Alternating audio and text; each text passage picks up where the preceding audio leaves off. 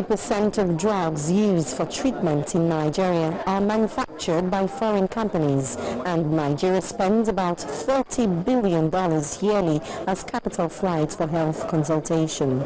These statistics given by the Director General of the National Agency for the Control of AIDS, Mr. John Idoko, is one of the key reasons for this meeting between health professionals who are seeking to create a link between universities and the private sector to ensure that medical researches move beyond the shelves. $30 billion sort of is what we spend as capital flight, going to India, going to Egypt for, all sorts of, consultations and treatment.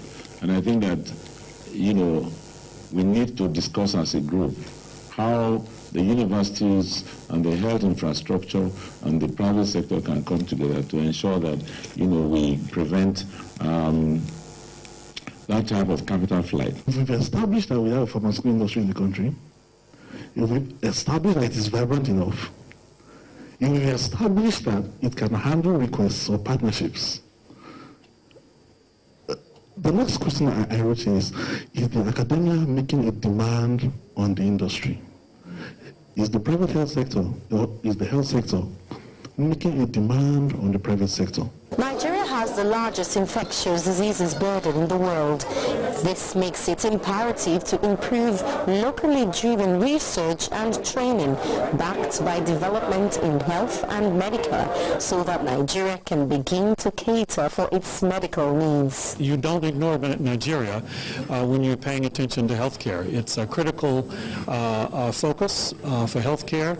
It has some of the finest universities anywhere on the continent and in fact in the world. And there's no better place to be situated than in Nigeria. You bring the different players. You bring the government that drives the policy and shape policy. You bring the private sector that probably have the resources to drive that research. You bring the academia that does drive the research. All these three major players coming together will then produce those results that will be usable. Presently, the West African Infectious Disease Institute has 12 universities across the country incorporated as founding members. The foundation, medical professionals say, is in the right direction towards achieving some milestones in the health sector transformation. Omelogo, Nadi Channels Television News.